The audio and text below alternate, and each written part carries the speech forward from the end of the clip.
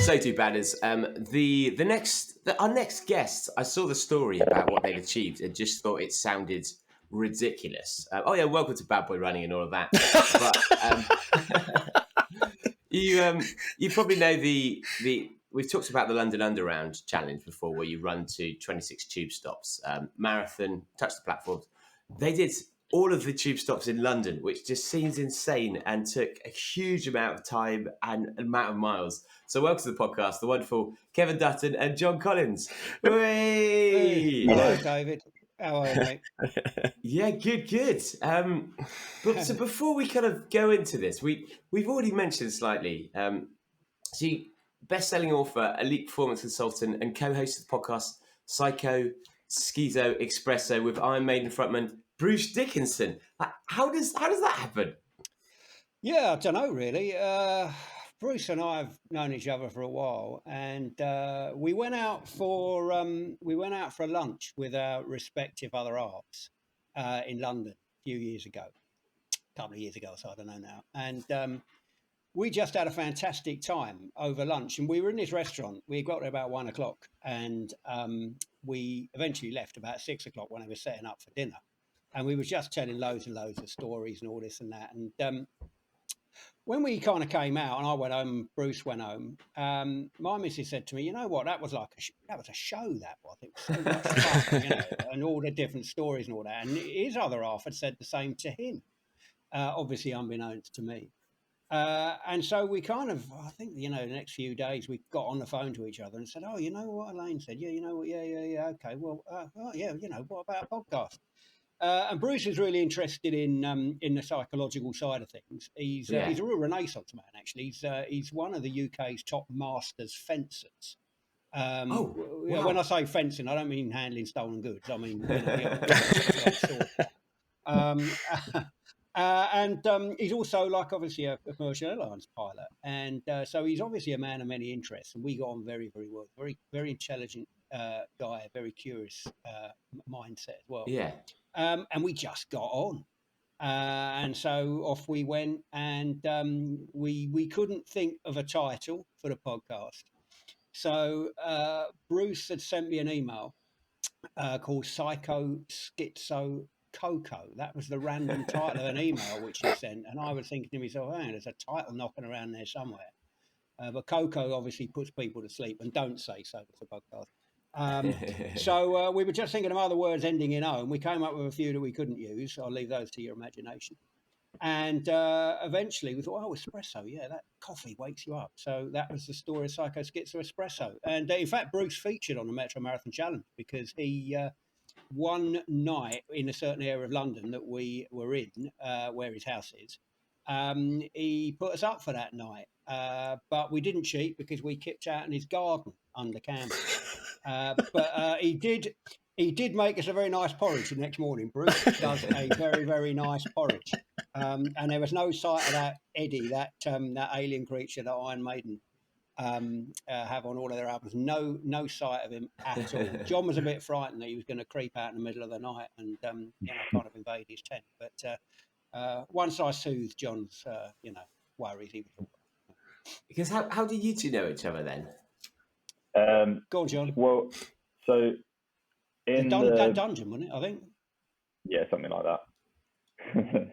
in the build up to the Rio Olympics, so we go away on a lot of training camps, go away to a lot of races and stuff. And I went one of my so I have like a ritual when I go to the airport because we go quite a lot. I go and I get probably my favourite thing to do is get a breakfast at Wagamama's. I always have lunch for breakfast at Wagamama's. And then I go to prep to get a packed lunch because I eat a lot of food. So, and then I go to the bookshop and have a mooch around and see what's out. And it was loose. So World Cup 2 2016, and I was walking around this bookshop and I've seen Kevin's book that he wrote with Andy McNabb called The Good Psychopath's Guide to Success. And I picked this book up and it sort of, rung a few bells, and I was like, well, I'll give this a go. And I mean, for me, it was quite a powerful book. It was, there was a lot in it that sort of resonated with what I do, trying to win the Olympics. And there a lot of the mindset in the book I found very useful. And so anyway, fast forward a bit, and after the Rio Olympics, I did an online magazine article. I couldn't even tell you who it was for, but in it I mentioned, they said, "Oh, have you got any book recommendations? Top 3 books?" And I was like, "Well, I can't really think of many, but there is the one that I think made the biggest difference." And I mentioned this book, and sure enough, like about a month later, I get an email from, I think it was Kevin's agent, saying, "Oh, do you fancy meeting up with Kevin?" And I was like, "Yeah, sure." So we had lunch down the road from me at my rowing club, Leander Club, which is like quite a prestigious rowing club, like one of the most successful sports clubs in the world. And yeah, we had lunch there, and it pretty much all downhill from there, really. The rest is history, as I say. I guess clearly not quite gold enough to be podcast worthy. He didn't invite you to one there, so take that as a massive insult potentially. But. Checks in the post, by the way, John. Thanks for that, mate. Yeah. I have a lot of lunches, as you can probably gather. I seem to have lunch with everybody. So has it been friendship mainly, your interactions, or have you actually worked together in kind of combining psychology and rowing? Or it's a good question, actually, David. Yeah, absolutely, precisely what John says. Took the words right out of my mouth. Actually, it's sports psychology. I mean, it's really interesting when people talk about sports psychology. There is no such thing as sports psychology. There's psychology, and there are psychological principles applied to various aspects of life, such as sport or business or whatever. So, in a sense, there's no such thing as sports psychology, although it is a label. But there are principles of psychology that you can apply to elite performance, or to any kind of performance for that level. And indeed, we applied them to the Metro Marathon Challenge. But those principles only work within a framework of trust. And, true results are born out of, the science working, but also the relationship working as well. And John and I get on very well. We've managed to maintain a line when we actually do business that is, separates out the friendship from the professional side of things. But I don't think it would have worked had we not been mates, because I trust John. John trusts me. We go out for dinners and lunches when the diaries allow it. And it's basically over those lunches and over the social kind of thing that the trust is built and the relationship is cemented. So as John was saying, it is one and the same, really. If you don't trust fundamental law of persuasion, if you don't trust the person who you're dealing with, or if you don't find them credible, and that can work in business or sport or politics or even in everyday life, then you're not going to do what they ask, or you're basically not going to have any faith in what they tell you. So one of the same. Absolutely right. What would you say are the main kind of psychological barriers in rowing then? That because I can understand very clearly in sports like, say, darts or golf, or where you've got that pressure shot, whereas rowing is almost, it feels like it's less mental, more physical. I mean, for starters, I'd have to strongly disagree with that. It's a very so the thing is there's like a tightrope you have to walk, whereas, as you say, it's a massively physical sport, probably one of the most physically intense sports you can do in terms of like it is a completely maximal physical effort. But within that framework, it's also quite technical. You have a rhythm to create in your rowing stroke. You have to move in sync with your crewmates, and you have to make strategic decisions all whilst you've got enough lactic acid flowing through your veins to kill the normal person. And it's being able to be clear-headed whilst under that physical load is a very, very hard thing to do. And what you find is people fall either side of that generally. Even Olympic gold medalists, you'll have some who perhaps slightly physically undercook it, but are very composed and very rhythmical and row very well. And you have guys who maybe fall slightly on the physical side and they waste a bit of energy. They perhaps can't race with the level of composure that would be like optimal. There are very few people that actually toe that line correctly, but that's sort of like where the psychological impact sort of comes in. It's very easy to do like one or the other well. It's very, very hard to do both well at the same time. Yeah, I'll just add to that as well, Dave, that I mean, I get your point, and I know what you mean. You think about, like darts and in I mean, terms darts of wasn't a great Darts is example, really. it's a weird example, but I like it nonetheless. I'm trying to be kind here. I'm trying to be kind, but it's actually, rowing is a very complex sport. I mean, when I didn't know much about rowing when I first met John. I knew a heck of a lot more after I'd finished that bloody challenge, mate, because he didn't shut up for 2 weeks. I could have gone on mastermind, and my specialist subject could have been rowing. But no, seriously, I didn't know much about it. And it is, when you look at it from the outside, you think it's something very simple. You just think about, well, you're getting in a boat and off you go, off you trot. But the amount of technical components involved in even one stroke of rowing is immense. It's an immense number of things you've got to do. And that's a very, very complicated and high, what we call cognitive load on the brain. And especially if you're doing that in, say, an Olympic final, well, it's 6.5 minutes of intense, brutal physical pressure. So there's a lot more going on, both physically and psychologically, when you're in a rowing boat than there is standing on the oche throwing a dartball. With the greatest respect to darts players and your good self, Dave. Interesting. Okay. I mean, I clearly hadn't picked up on that. So, well, how did this challenge come about then? Like, at what point did you decide not rowing anymore? Let's not only do running but do something ridiculously hard. Well, I'll kick off, and then John can pick up the baton. So I grew up in London, as you can probably gather from the accent, and I had used to do a lot of running. Used to enjoy me running, and on my running route when I was a kid, teenager. There used to be a tramp, a vagrant, that used to live under the Chiswick flyover.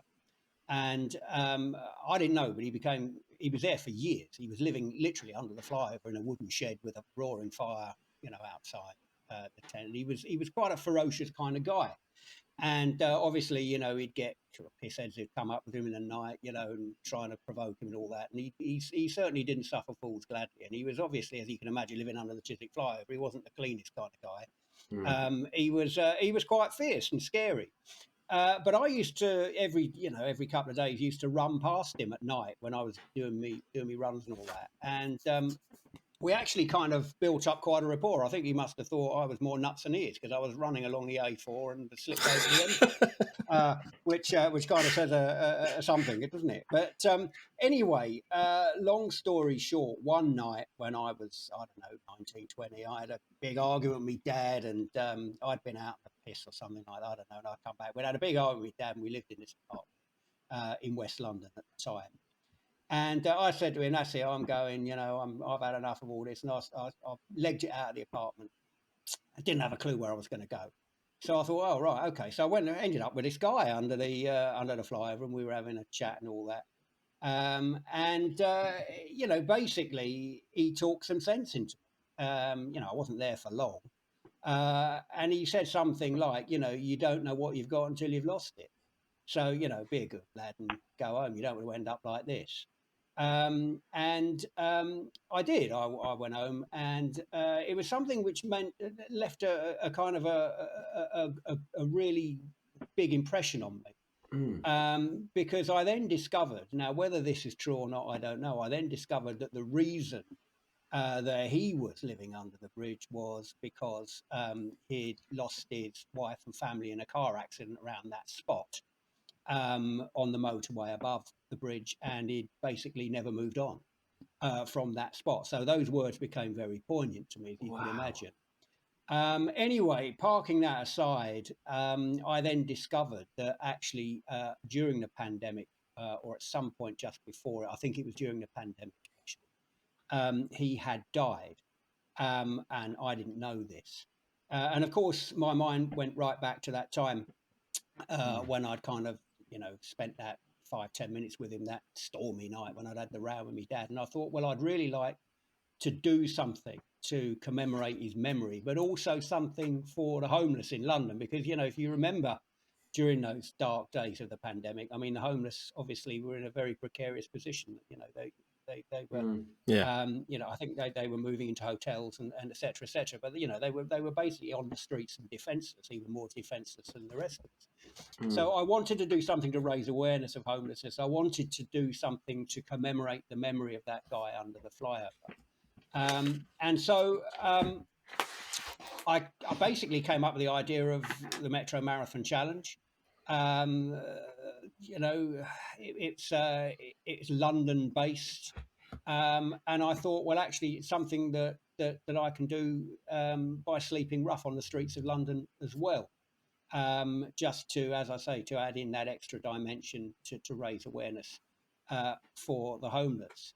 And it was around about this time that I'm going to hand over to John now. I had this idea, and John had just come back from Tokyo.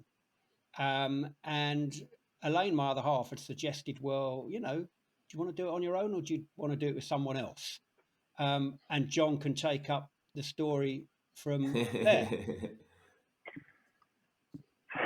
So yeah, rewind a few years back to the Rio Olympics. When I competed there, we'd won a medal at the last World Cup our first ever medal in the last World Cup prior to the Olympics. Myself and my doubles partner Jody, and we had this like perfect run up into Rio. And we had like this very, very slim chance of winning a medal, but the way things were going, we like fully believed we could do it. And the best way I can describe it is like charging up the side of a mountain is what it felt like. Like we had real momentum on our way to this like pinnacle moment. But then we raced the Olympics and we ended up coming fifth. And we probably were quite unlucky in a certain way. Like the conditions in the final were very bad for us. And so, yeah, we came fifth and we came away without a medal. And the best way I can describe it is, we were charging up the side of this mountain and fell off a cliff the other side.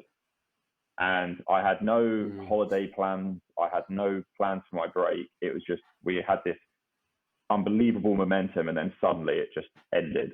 And I found that very, very hard. I'd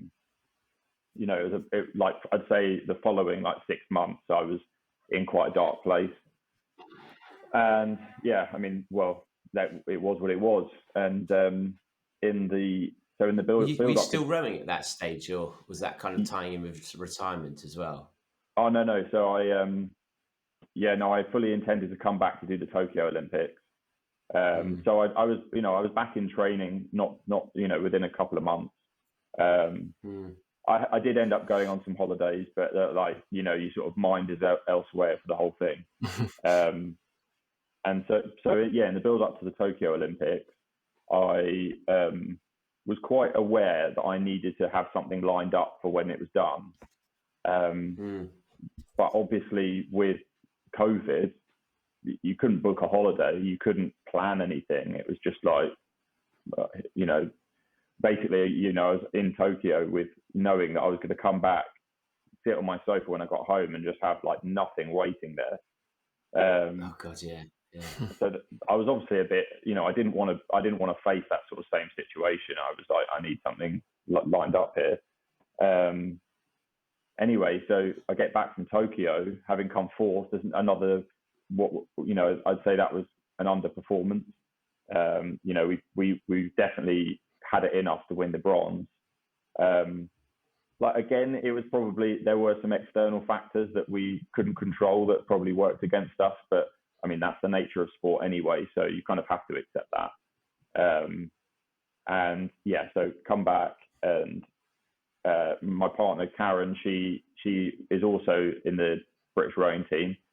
So we both got back from the Olympics together, unpacked, got back to this bomb site of a house, had to unpack 2 months of our lives and tidy it all away. And that took all day, the first day we were back. And at the end of that day, it was quite sort of well-timed and poetic, really. I, got up in the morning and just worked solidly all day, tidying stuff up, putting stuff away, finding homes for all this, 60 kilos of Olympic kit you get. And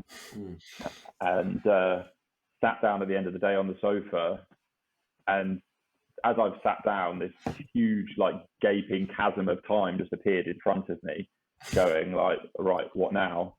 And pretty much bang on at that moment, I got a text message from Kevin saying, check your emails. And I went onto my emails, and he had basically sent me a draft plan of the Metro Marathon Challenge, and just in the email was like, fancy it? ? And I just replied with, I basically didn't even read it. I just was like, this sounds stupid, I'm in. And it was only afterwards I realised what he'd actually signed me up for. And given that, okay, obviously you can't see this now, but I'm 95 kilos, and from the knee down, I'm basically got toothpick legs. I literally cannot run to save my life. And then suddenly I'm facing 300 plus miles of running, and I was like, I've really messed up here.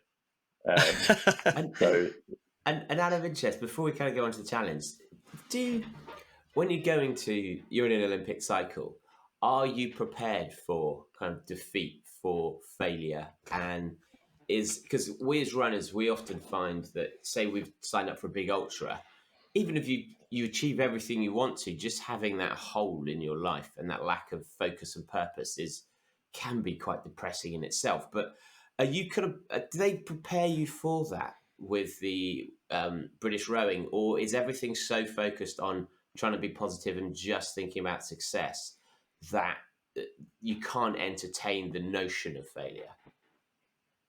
Pretty much, yeah. Like this machine that we've built called British rowing is a medal making machine, and there are a lot of people that get spat out the other side of it in a very bad way, and that's not to be critical of what we've got here. It's the size of the machine it would take to protect people from that sort of damage afterwards would be even bigger than the machine itself. And I think what you realise, especially for me now, I'm still in the team. I'm in my 10th year in the team. What you realise is that you have to accept that that's going to happen. Otherwise, you'll just never recover from it.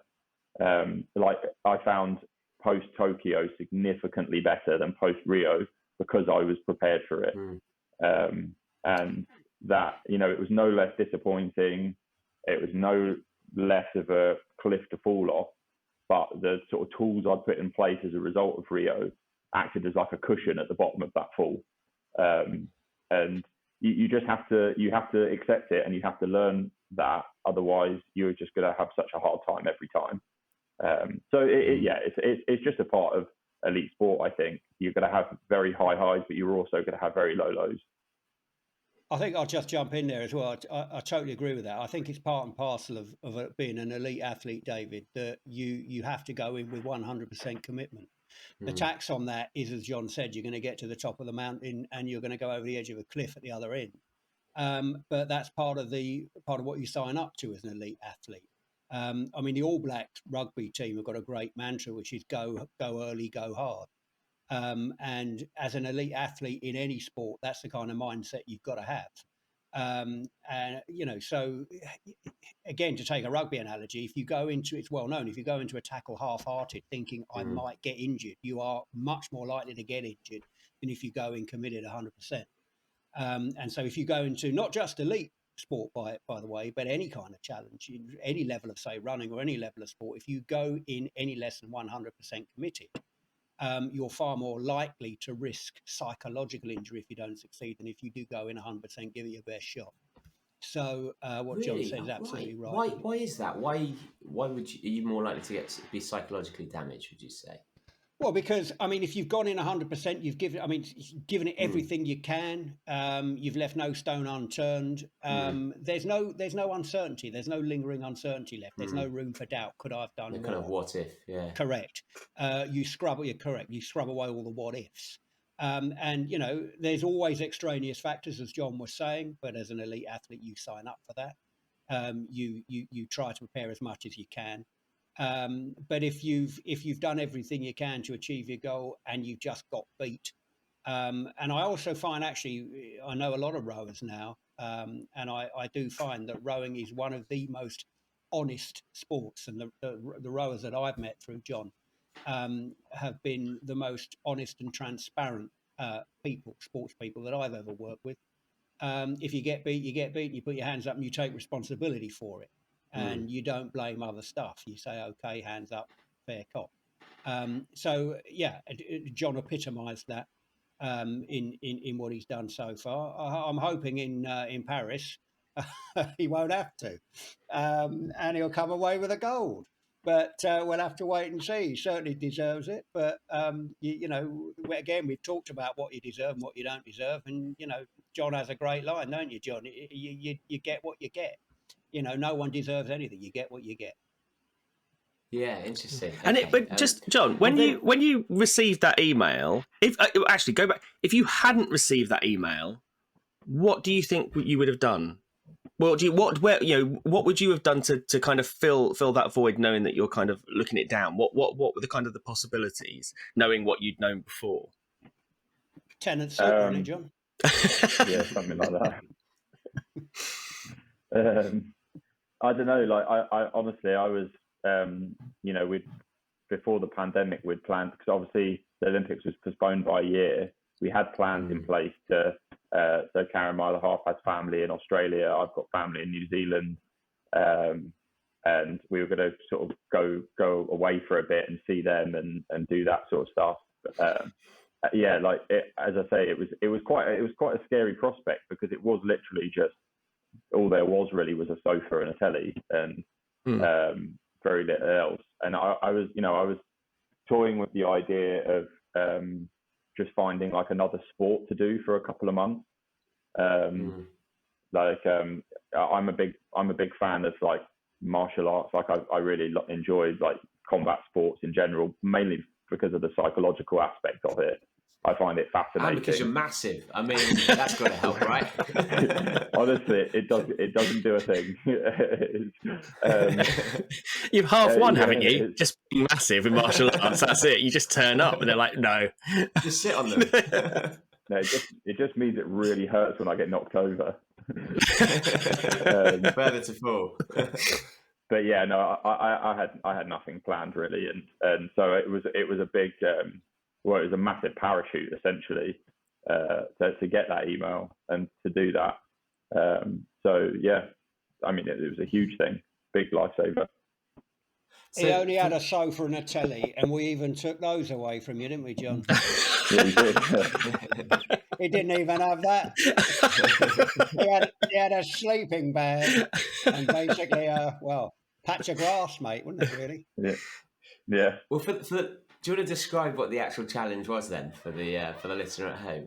Yeah, it was very, very simple, David. Really, it was running all of the 300. Well, bear with me for a minute. All of the 315, as they were at the time, underground stations on the London Underground in one go. We did it over a period of 2 weeks. We slept rough at the end of each night. And then on the final night, we ended up in Lewisham on the banks of the Thames, and we slept on the banks of the Thames. And then we made our way to Greenwich Park, on the Sunday morning, 2 weeks after we started, we topped it off, as you do, with the London Marathon. So we ran the London Marathon as well. But what we didn't know was that midway through, well, what I should have said was, I mean, in order to get the route, obviously, if you're going to run all 315 London Underground stations, you need to plan the optimal route between all 315. Now, that's not an insignificant task. So I had a friend of mine who was did a lot of work in mathematics, applied mathematics and fluid mechanics. And he worked out, apparently it's a very tried and tested problem. Yeah, I did it at uni. Yeah, for like applied mathematicians, called the travelling salesman problem, where you get a load of points and you work out the optimal distance and route between them. So he applied the travelling salesman algorithm to the 315 stations, came up with the optimal route, and off we went.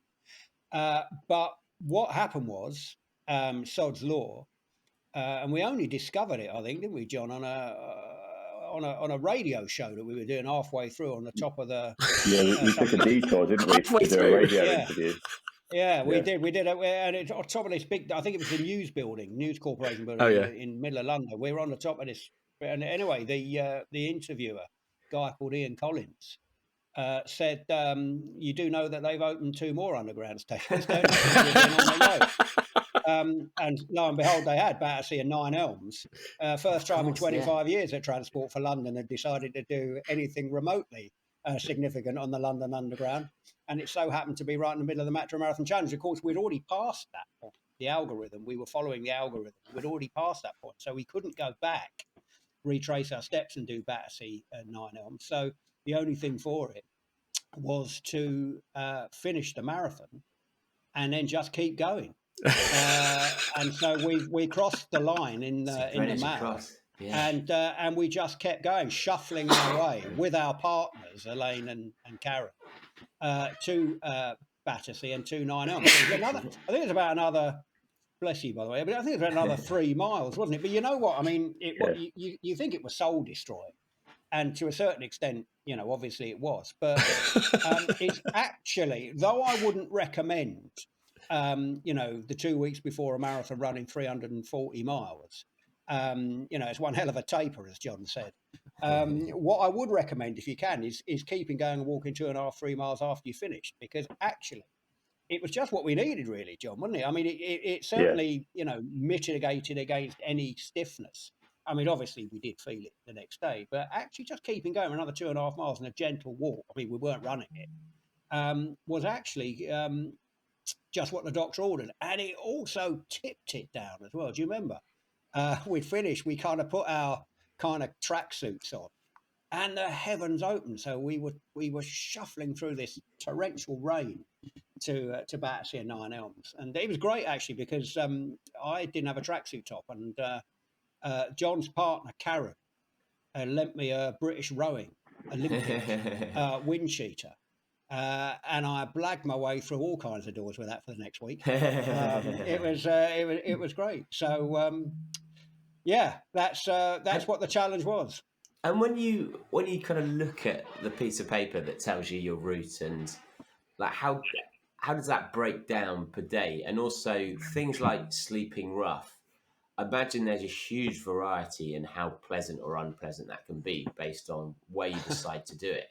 Oh yeah, well I'll take the first bit, and John can take the second bit, because John's got our first night out in the open was quite interesting, but it breaks down. We had a support vehicle with us, an ex homeless veteran actually called John Sampson was helping us with the kind of logistics of the challenge.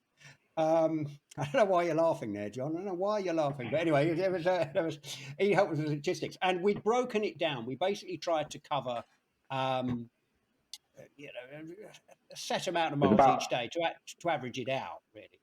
Is that 20? I think we averaged just shy of a marathon a day. Yeah, just shy of a marathon a day. So it was kind of even. It was evenly split. We tried to evenly split it. Yeah. And one thing we decided to do very early on, and this is a great psychological principle for anyone who's trying to achieve something which is very, very difficult and over an extended period, is we started in the northwest corner of London, Amersham and Rickmansworth and all around there.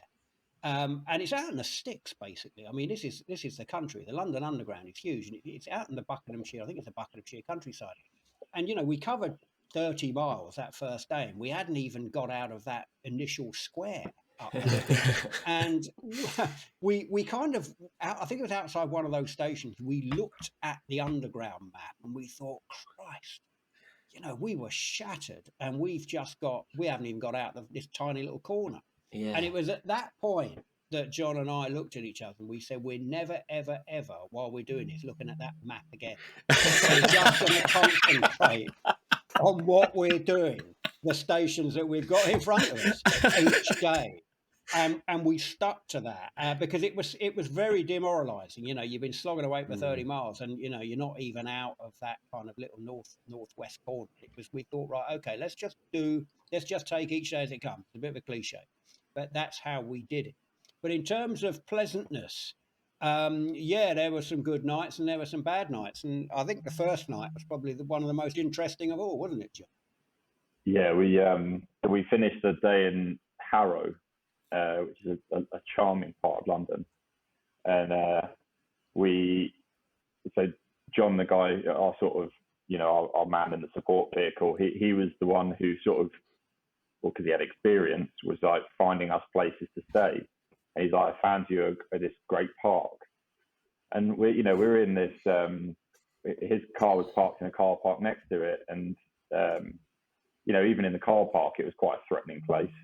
And anyway, so we love these like sort of camp bed type things round into this park. And I'm expecting this like nice sealed off area or something like that. And no, we literally just stuffed these camp beds into a bush. We had tents, because obviously if the weather had been awful, we would have been in trouble. But we couldn't put them up because someone might see us. So we literally stuffed these camp beds into a bush and climbed in. And, for starters, you're sleeping fully out under the stars in the cold.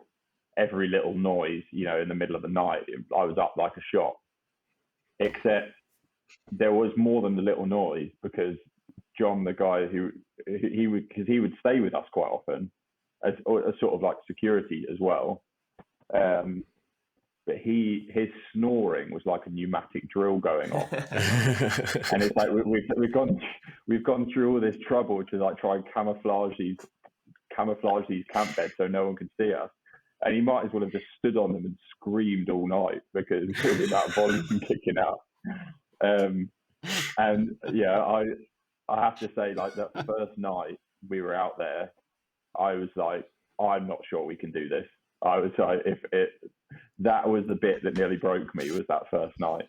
Then my feet were in so much pain, but I was like, I tolerate that for a living. It's absolutely fine. Whereas like bad sleep and someone keeping me up at night, I was like, I don't know if I can cope with that. Yeah, because of this whole challenge, when you talk about the challenge, it's the sleeping aspect that to me sounds I mean, that's not doing down the distance, of course, but it's the sleeping part and the fact that if a couple of nights on the trot you don't get good enough sleep, it kind of jeopardizes your performance, your morale, everything else. How after that first night, then how did you adapt or cope with that in order to make sure that this kind of the challenge did carry on? Well, there was a couple of interesting things. Sorry, John. Go on, John. You go, and then I'll continue it. Go on. I was going to say that I found that the sleeping aspect, because that almost made the running easier, because all you had to do with the charging around London was put one foot in front of the other and make sure you took a picture at each tube station. The sleeping bit was the challenge, I think. We trained very hard to be good at running and to be able to cope with that. But we hadn't really trained for the sleep, and so that became for me that was a much bigger challenge than the to running. I mean, obviously, but one adds to the other. But yeah, that was absolutely brutal, and you just had to take it one day at a time and hope for the best, really. Yeah, for me it was slightly different because I don't have any superpowers at all. But the one superpower I do have is I can sleep anywhere, almost on demand.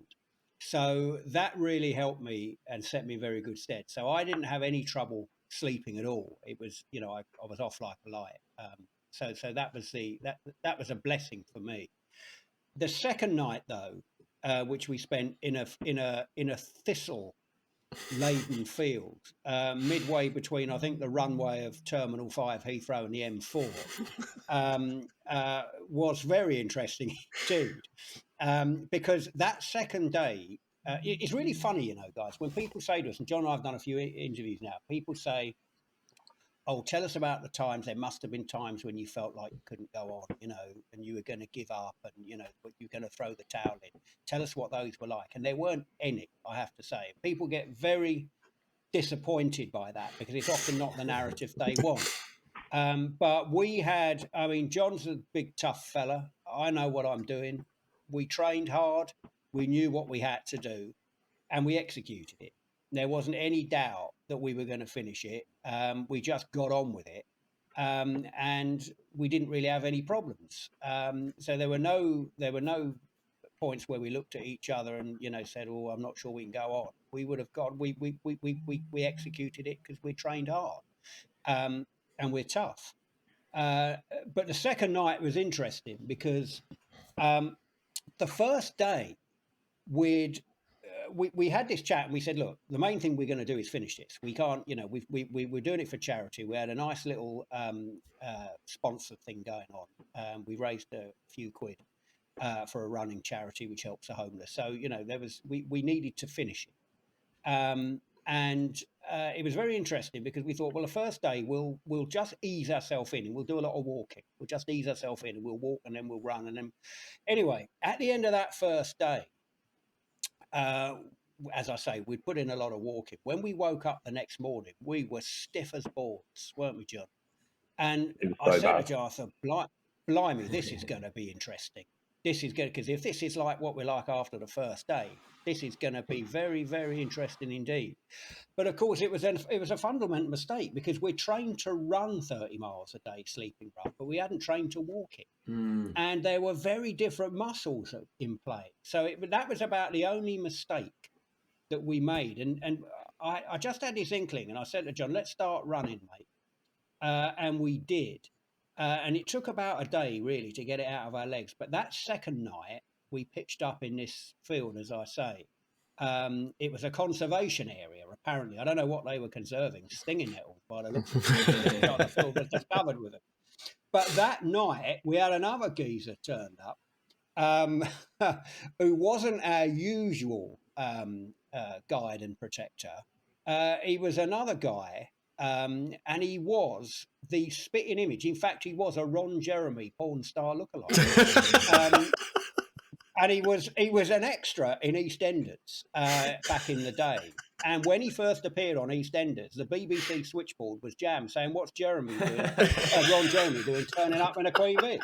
He is absolutely the spitting image. Anyway, he spent a night with us, sitting up all night. Didn't even have a tent. Poor bugger in this field in Heathrow. And that night we had gone because John's mum and dad don't live too far away from that area. So we went to their house and John's mum cooked us up a lovely dinner that night. And we did have a shower that night in the house. And it's a lovely, homely house. And it was absolutely pissing down with rain outside. And we did feel rough that night because we were kind of getting rid of that stiffness. And I must say, that was about the nearest we came to thinking, oh dear, it was on the second night because we really didn't want to leave that house and go back into this field in Heathrow. But once we did, there was no looking back, and that was it. So, because what did it kind of what did it tell you really about being homeless or sleeping rough? Because you've had an element of that experience where probably a large part of it that's similar is almost the dread of coming to the end of the day and thinking, oh God, I've got to find somewhere to sleep, be outside again. Like, was it different to how you expected? Well, John's probably got his take on that, but I'll give you mine. 2 weeks on the sleeping rough, on the streets of London. Now, of course, we did have a slight advantage that when if we really needed to call on it, we had a tent that we needed to put up, and that was more for safety reasons than anything else. But so we had that. You know, genuinely homeless people, they don't have that. That's a luxury, and also genuinely homeless people, you know, don't get to go home after 2 weeks. They're there because that's where they are. So you know, I think it's important to flag up, guys, that you know, I don't want to say that we were homeless and experiencing all the rigors of homelessness, because it genuinely isn't fun. But we had a taste of it for 2 weeks, just a taste.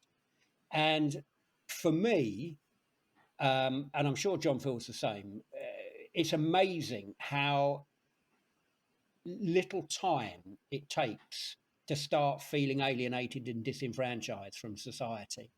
We weren't looking at any television. We had no radio. We had nothing like that. We were on the fringes of society for 2 weeks, and I was very surprised as a psychologist to kind of realise how alienated and disenfranchised I was becoming, really. So that was the first thing.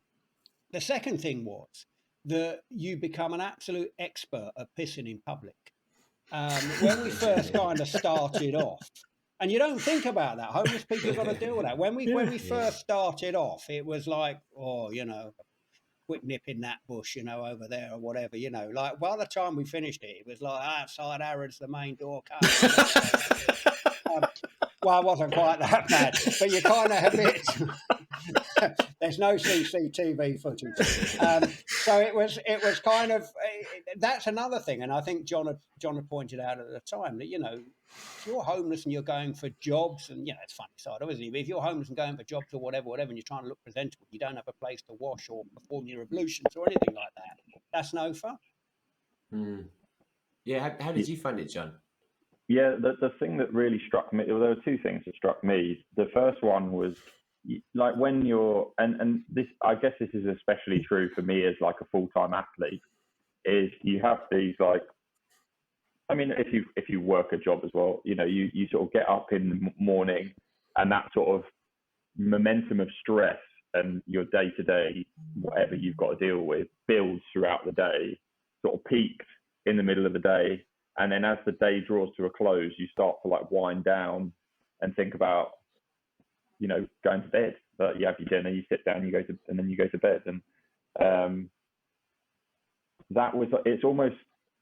it's that line, you know, you sort of have this wavy line of, like, you know, the stuff you got to deal with. And actually, you know, we were doing that during the day, but then there was no wind down at all. It's just, you're going at this constant level of stress and energy requirement the whole time, because even when you should be resting, you've got to keep your ears out, you've got to keep an ear out, you've got to be aware of your surroundings.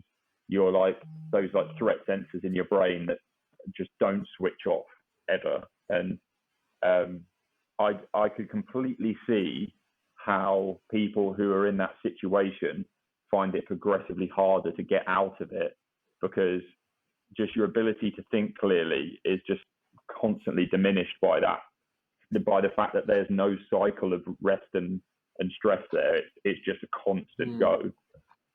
So that was very, like, obviously it wasn't entirely unexpected, but to actually experience a bit of that was, and sort of to back that up, we were in the position where if things got ropey, if it got too much, if there was any trouble at any point, my parents lived, like, my dad could be anywhere in London within, like, an hour to an hour and a half, and we'd be out there. And that is, you know, you get that get out of jail free card, and even still, it was you know, like Kevin said, we felt so alienated.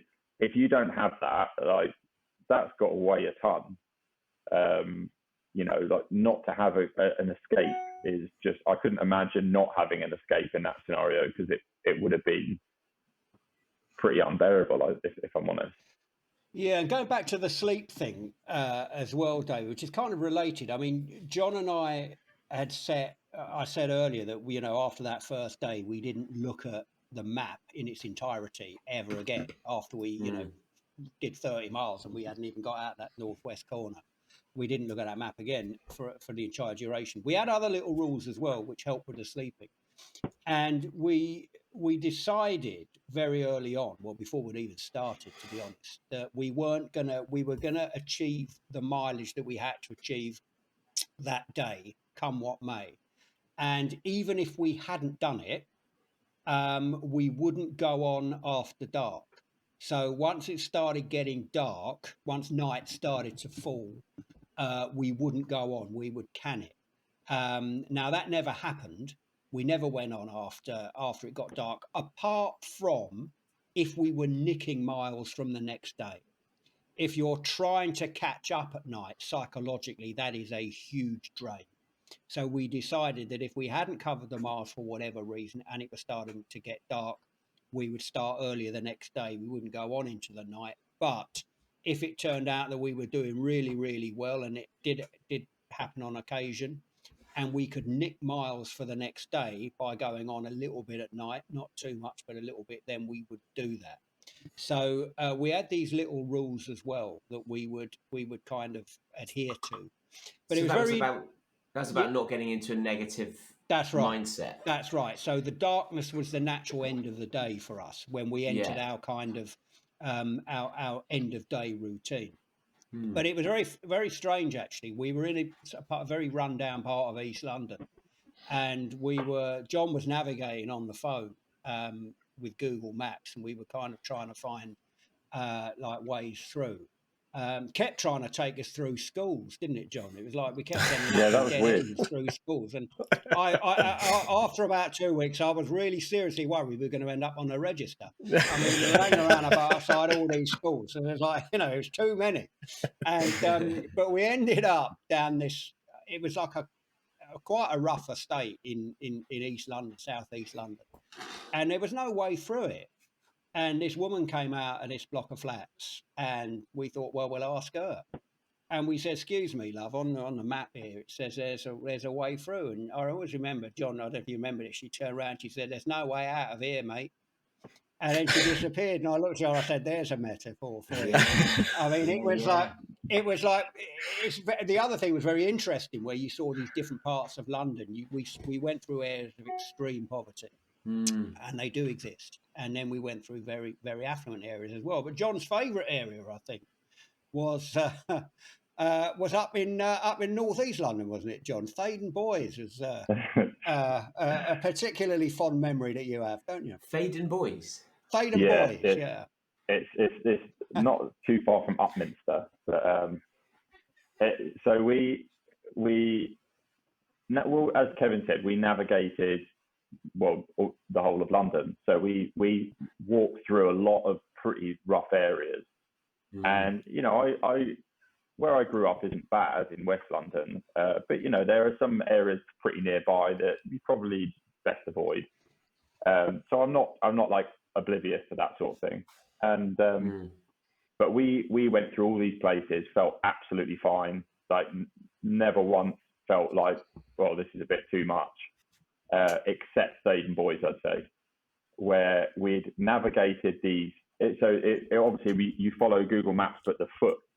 So you know, we don't want to walk along motorways, so you set it up to go walking routes.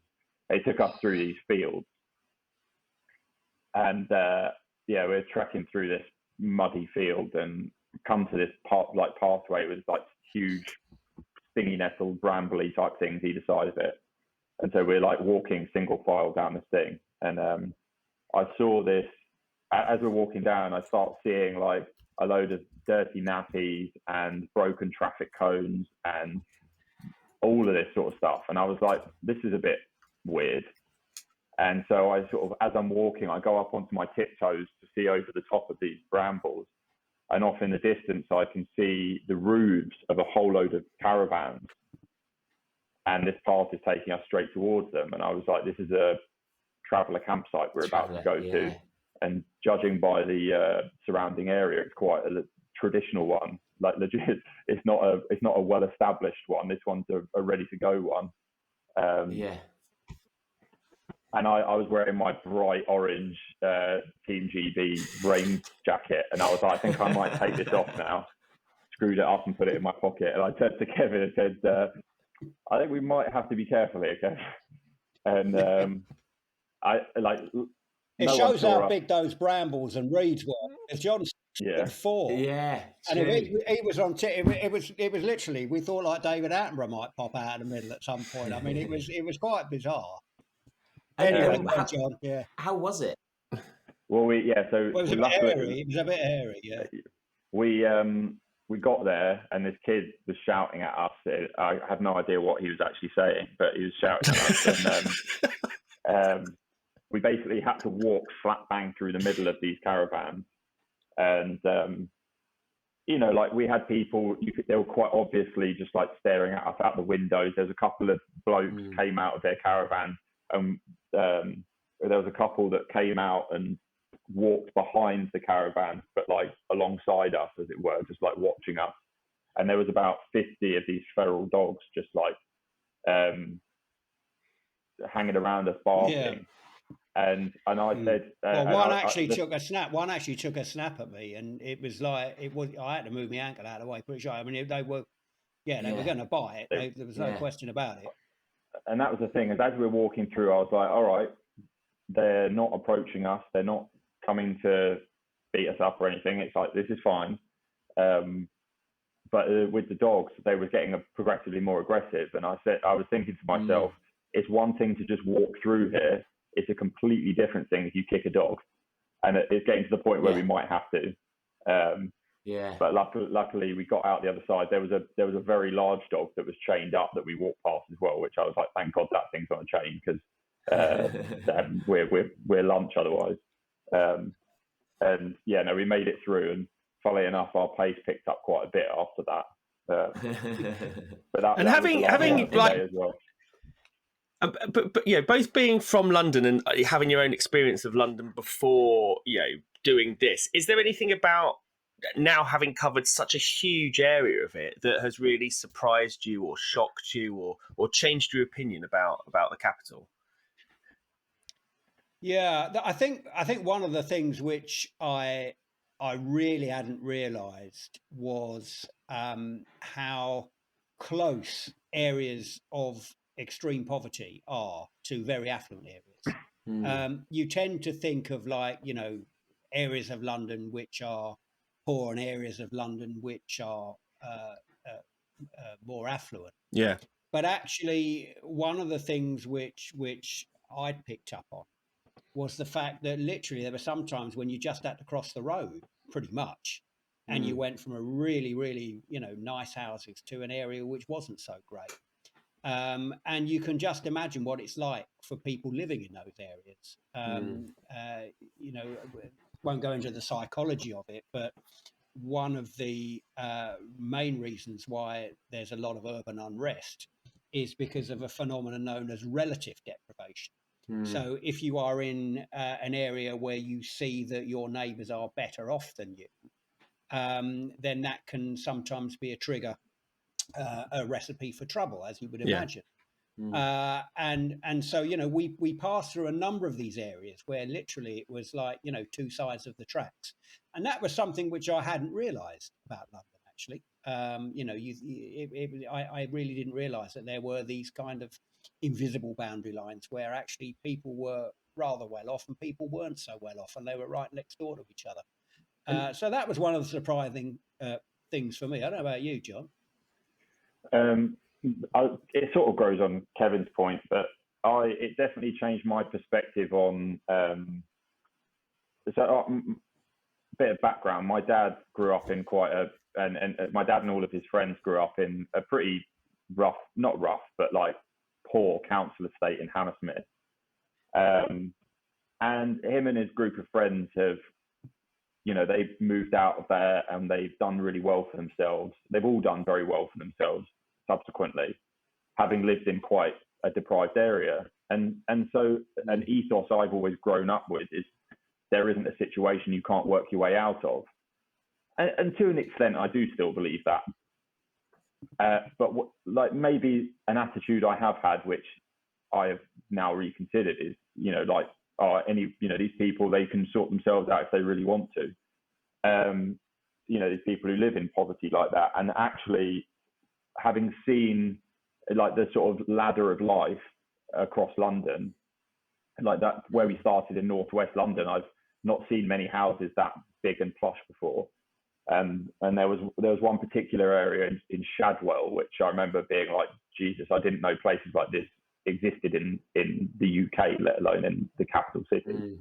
Having seen how like long that ladder is and how far people have to go to, my family aren't well to do, they're like upper working class family, and to see how far down that ladder goes from how I grew up, that made me sort of realize and reconsider that actually some people are really, really up against it. And I was, it definitely shifted my view of sort of the world in that respect.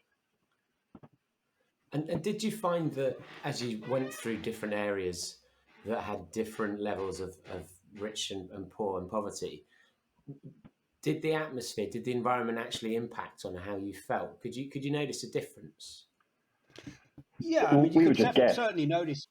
Yeah, absolutely. You could certainly notice a difference. We as John said, guests. I was going to say ghosts. We were guests and ghosts passing through.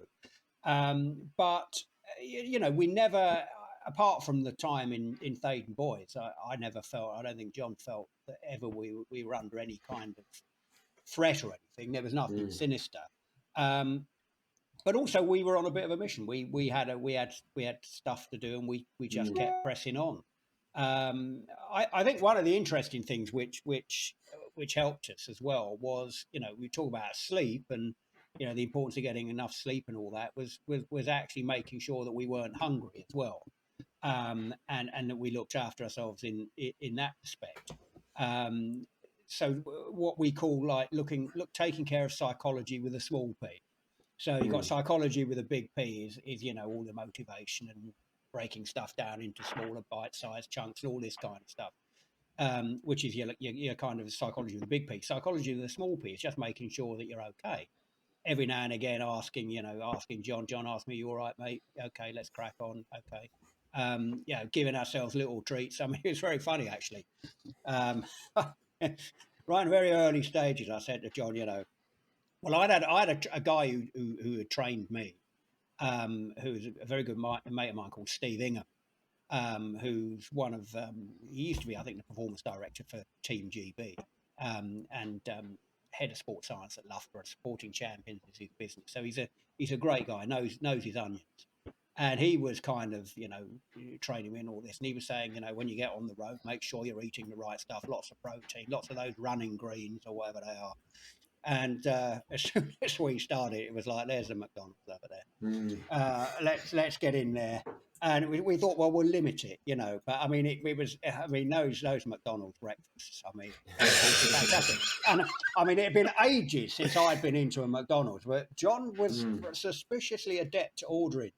Last time I went into a McDonald's, he went up to a counter and ordered. But now there's these boards that you kind of press all these options and all that. John could do it very, very easily.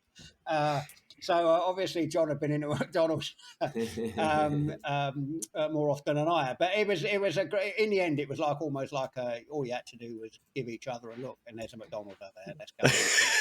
Let's go in for those. What were those breakfasts called? There are other fast food restaurants available, by the way, folks. What were those breakfasts called, John? The McMuffins.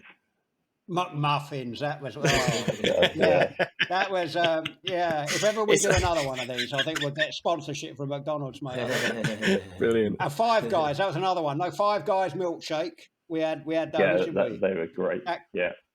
And we ended up. We were in this. Where was that place in Barkingside? Do you remember? There was a the dessert place. Oh, listen, there was this place in Barkingside called, was it Cakes and Bakes or Bakes and Shakes or something like that? Yeah. And we went in there, and there was this girl serving in there, and she said, basically, we can make milkshakes out of anything.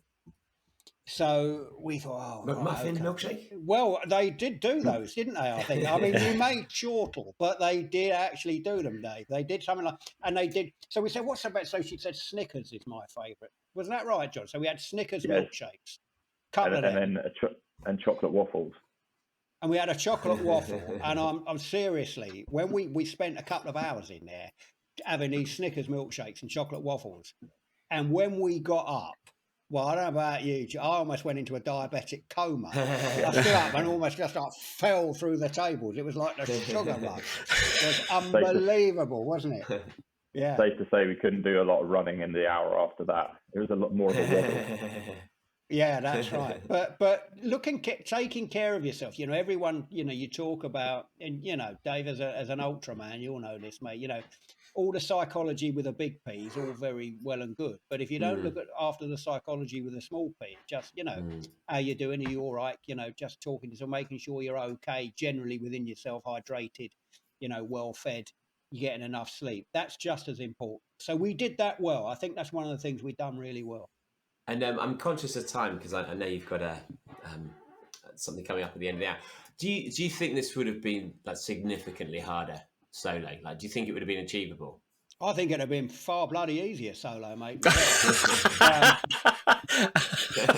Do you both share that opinion? If Kevin had done it solo, he'd still be looking for the second tube station. His use of Google Maps is horrific. Sense of direction is not my strong point. I mean, literally, I had trouble getting out of my tent in the morning. That's how bad I am. So John did all the navigation. Funnily enough, another one of the unwritten rules was John was doing the navigating, and I said, look, there's bound to be a time when we're going to go the wrong way, right, John? And basically, if that happens, we're not going to moan, we're not going to complain about it. We're just going to turn around and start going the right way ASAP. We're just going to do that. It never really happened, did it? Once I think that we were in Stonebridge Park, and we ended up walking a quarter of a mile in the wrong direction before John realised. It felt like a lot more than that. It did. But that was one thing. It was an absolute godsend to have John around. It was very funny, actually, because there are times in your life when you realise, and John and I have had this conversation before, when after something's finished and you look back on it, it's called the hindsight bias. You think, wow, that was great. That was a great time of my life. Usually they're kind of, a few years previous. And of course, you have a hindsight bias because when you look back on something, it's usually worked out. You've come out the other side of it. You're not living in the midst of the uncertainty that you're in at the time. So that's why we have a hindsight bias. That's why we have a rose-tinted glasses bias for the past. It's very, very rare that you get a sense that actually this is one of the times of my life when you're right in the middle of something. And I did have that sense when we'd got over those first couple of ropey days and we were approaching the beginning of the second week. And I thought, we've got this. John had a few problems with blisters, as you would. He'd managed to right those. We got over those, and he was feeling a bit better from the blister. And I thought, right, okay, we were both in good nick. We were going, well, we're going to nail this. I started getting a distinct feeling, almost a feeling of sadness, actually, that I was going to be sorry when this was over. And, I mean, as I say, John's not a runner. He's a rower. But we were both getting stronger as it went on, and that was a testament to the training that we'd both put in. And yeah, it was during that period, and I think it was part of that camaraderie, the trust, the teamwork that we'd built up over the years of working together and being mates, made it very special for me anyway. And so, yeah, I got one of those very rare moments where I thought I'm going to be kind of sorry when this is over. I wasn't sorry, by the way. I was absolutely bloody delighted when it was over. But it was, yeah. But later on, yeah, I look back on it with absolutely fantastic memories. And what have you got lined up, John, after Paris? Then what can we expect to see then? Not running, that's for sure. No, I don't know. I don't think I could ever do. Like, the thing is, I actually don't know if I'd want to do anything else like that again. Like, it's one of those things where it took a toll on me for a long time. I have no regrets about doing it for certain, but could I do that again? I don't know if I could. If someone said, "I'll do it again after Paris," I'd be like, "No, you're okay, thanks." By the way, I should add that we had a lot. Sorry, John, to interrupt there, mate, but we did have a lot of support from British Rowing and John's mates who came along en route. They were fantastic. So the support we had along the route was wonderful. The rowers are just fantastic lads. They're men after my own heart. Really great lads. So we had some great banter. We had some great piss takes. It was absolutely wonderful. So that really helped as well. And also we were, for running fans, we were started off by a very, very old mate of mine, probably my oldest mate, who some of your listeners will remember as being still the only Londoner to have ever won the London Marathon, Hugh Jones, who Hugh won in 1982. Eamon Martin doesn't count as a Londoner according to Hugh because he's from Basildon in Essex. And I still think I think Hugh still has the longest winning margin. He won by almost 3 minutes. He won in 2 hours 9:25. So it's almost by 3 minutes. And he started us off up in Amersham. So that was great to know that he started off, and we had some great, as I say, support en route from the rowers. And big shout out also, we got to give him a shout out to our mate Ronnie O'Sullivan as well, the snooker player, who's also run, isn't he? Very, very keen runner and a very good runner as well, actually, might I add. Who done us well, his mum did us a fantastic fry up somewhere over in London, and that was another time when we really didn't want to leave the house. Well, we had trouble leaving the house, actually. We were so much fun. But big shout out to Ronnie and his mum too. Well, if people want to donate to the charity, what's the best way for them to kind of find your page? Or the Just Giving page actually shut down now because it's been over a year. So oh no! I know. Yeah. But if they want to have a look at our journey along the way, there's a Metro Marathon Challenge Instagram with a lot of horrendous selfies.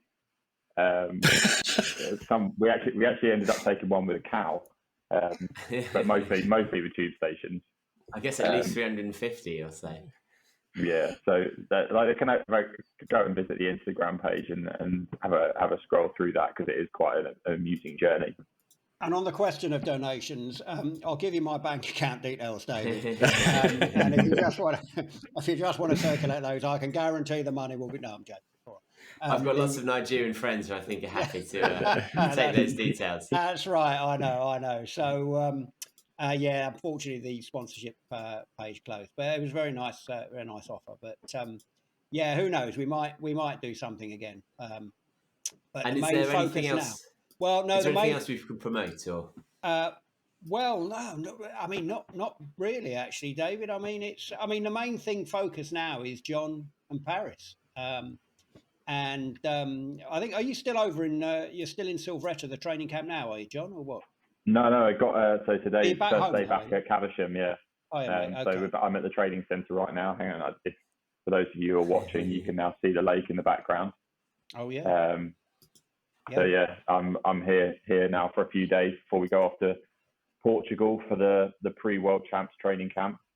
So that's the main thing, I think. Let's hope that you won't need to hit the road after Paris, John. And I would like to think that actually on the day after the Olympic final in Paris, you'll be still on the piss somewhere in those bathrooms with a big gold medal around your neck, mate. Not running round the Paris metro with me. I'll be nursing a hangover under the Eiffel Tower, hopefully. Well, I hope so, mate. Well, thank you both for coming on, and we'd happily have you both on back again, because I get the sense that you've both got 1,000 stories you've barely touched. Have you got an X-rated version? You've got an X-rated version of this. We can tell you the true story. It's all an X-rated version. Okay. But no, look, Dave, it's been absolutely fantastic. Really, really enjoyed it. Thanks so much for getting behind it, mate. Of course. And if there's anything we can help on again at some point, mate. Yeah, if there's any more stories or any things that we can help with support, then just let us know. Oh, thank you so much, lads. That's great.